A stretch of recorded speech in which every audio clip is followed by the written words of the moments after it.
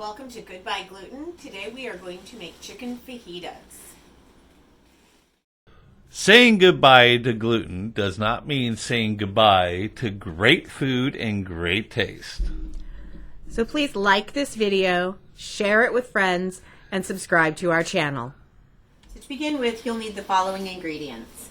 We have a teaspoon each of white pepper, salt, Italian seasoning, or you can substitute Mexican oregano, cummin, and then about a tablespoon or so of chili powder. If you want to add garlic, you could add garlic to taste. And then we have about 4 tablespoons of olive oil. We'll use half when we saute the chicken and half when we saute vegetables. For vegetables, you'll want to cut up your vegetables into equal sizes. We have 3 different colors of peppers. You can use whatever colors you like, prefer, or have available. We have yellow, green, and red bell pepper. We've cut up about 1/3 of each. Some onion that's been sliced thin. This is left over from an onion ring episode. We also have 1 whole tomato that has been wedged and most of the seeds removed. We then have 1 chicken breast. This is approximately 3/4 of a pound. Again, cut into small, semi-uniform pieces. And then for toppings, you will want, maybe you want an avocado, some sour cream, some cheese, whatever you like to put on your fajitas, you can. You'll also want something to wrap your fajitas with. So we have corn tortillas here. We have a gluten-free flour tortilla that's a regular white color. I like those. Those are really good. And then we also have the gluten-free mission spinach tortillas. Personally, I find these hold up a little bit better. So you have options. If you have a favorite tortilla that you like, absolutely. Or you can always put your fajitas on a salad or just eat them in a bowl with rice and beans. All right, we're ready to start cooking. I have a pan on about a medium high. I'm going to put half the oil into the pan. When it gets hot, it'll shimmer. We'll add the vegetables. The oil is hot. It's starting to shimmer. I'm going to add in the peppers and onion. The tomato will set aside. That'll be the last ingredient we add. You can hear that sizzle. That's how you know your pan is warm enough. I'm going to hang on to the plate there and cook these until they are starting to soften. Hear that sizzle. So these are cooking down. You can see that the onions are starting to get a little bit of color on them. You don't want them to get too brown for taste, but I like my vegetables nice and floppy soft. Peppers aren't quite there yet, but they're getting there. I'm going to add a little bit of the spices that we had on the plate, just a tiny bit to add a layer of flavor.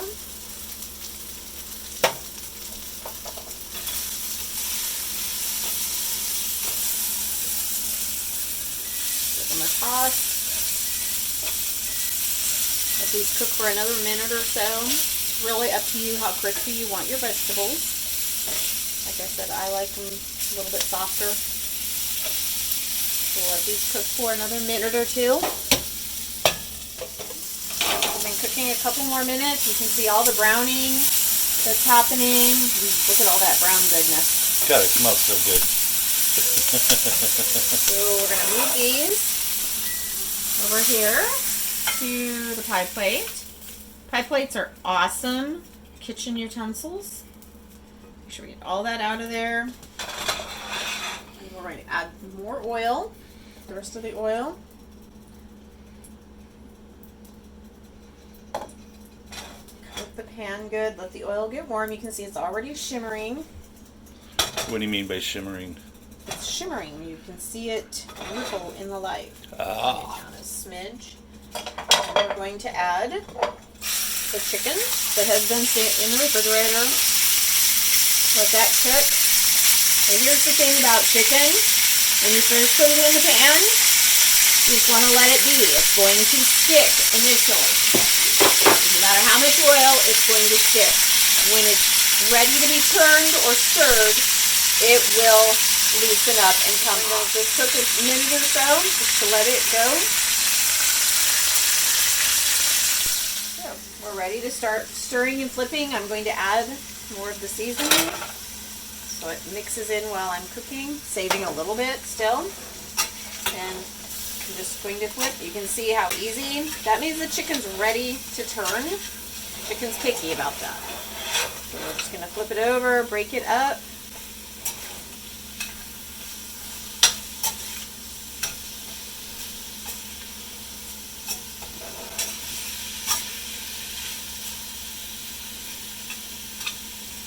And how much of this will feed? How many people? This will feed easily 2 people with some leftovers. So that's the nice thing is this is 1 chicken breast that's about 3/4 of a pound. Basically the equivalent of 1 bell pepper, half an onion, and it'll easily feed 2 people and probably some leftovers. Let that cook another minute before we add the vegetables. Give this another quick, a little bit more stir. I'm going to add the vegetables.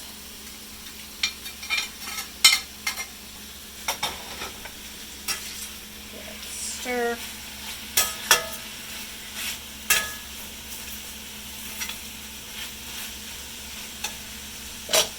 Add about a 1/4 cup of water to it.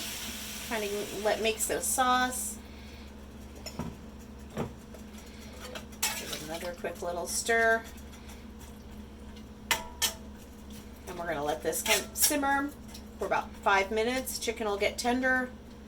Vegetables will continue to cook slightly. We'll be all ready to go. So while the chicken and vegetables are cooking and warming up, we'll start prepping for cooking our tortillas. I've got our griddle out. It's not on yet. Don't worry, it's not hot. I have I have some paper towels here ready to go for when we're going to start cooking. We have our tortillas that we'll get ready. So that's set. Usually what I will do is I will pull out the requisite number of tortillas that we want. So I'll do 2 corn tortillas. Greg will do 2. And I want 1 flour. I'll do 1 flour. He doesn't want the spinach ones with this for some reason. Well, I do too. I just like these ones as well. La Tortilla Factory. They're pretty good. Mission tortillas are extremely awesome, and when we first found them, it was like, oh my gosh, so awesome. While the chicken is cooking, we're going to do something with our avocado. Now you can absolutely just take the avocado, pit it and slice it. That's always good. Or you can mash it up with some lemon juice, add some salsa, make guacamole, whatever you like to do. You can easily pull this out. Now, if you're going to use the whole avocado, take the pit out and use it. But if you're not going to use the whole thing, leave the pit in, wrap it tightly in plastic wrap or the Glad cling wrap, push it down tight, wrap it up, and you can continue using it in your refrigerator for a couple of days. Isn't an avocado considered a superfood? Yes, it is. How healthy is it? It's very healthy. It's got a lot of good fats for you and good vitamins. So what I'm doing is chunking it up because we are going to mash this and it's easier. And also use a knife that you're comfortable using when doing this as opposed to a great big one if you're not comfortable with it. So scooping it out. Oh yeah, look at how green it is. It's nice and soft. Yeah, and if it's brown on the inside, you waited too long.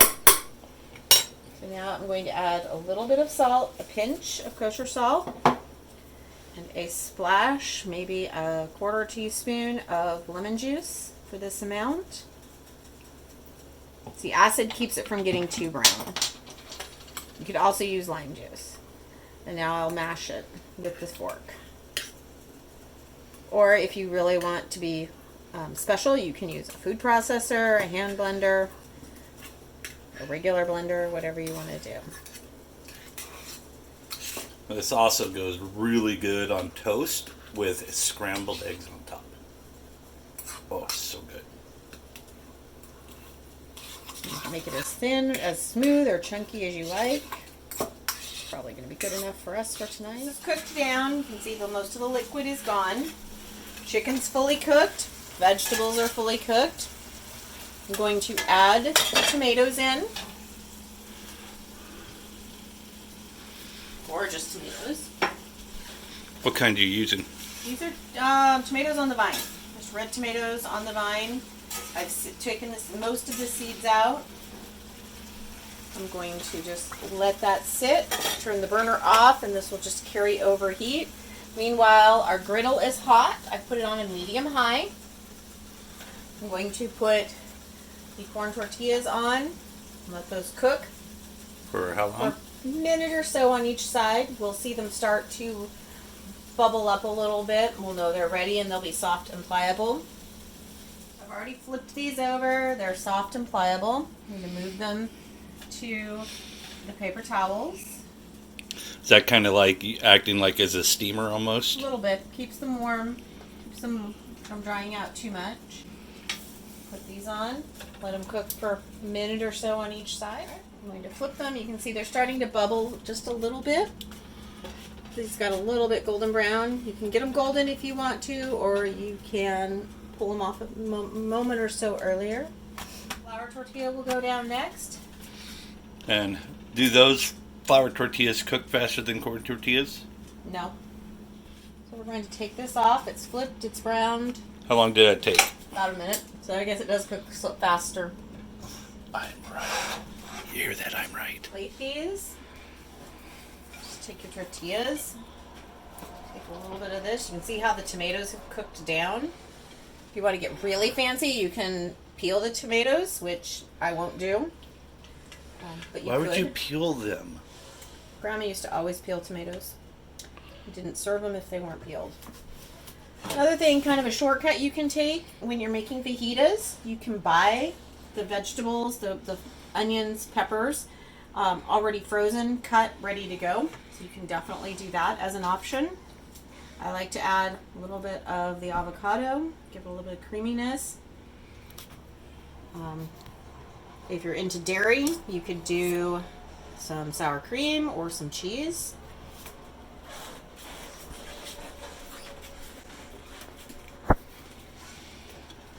Those look amazing.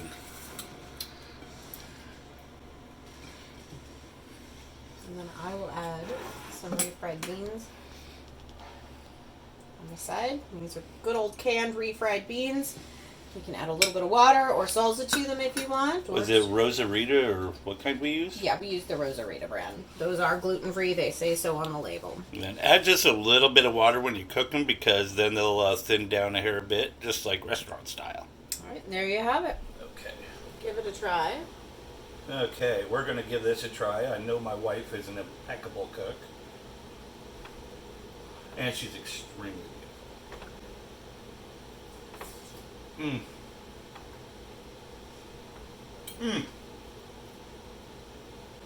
If you people could just see and smell and taste this food, which you will once you cook it, this is amazing. Oh my God. Very good. Yeah. So remember, thank you for watching our video. And remember this, saying goodbye to gluten doesn't mean, Saying goodbye to great taste and great food. Have a good evening. yes, bye-bye.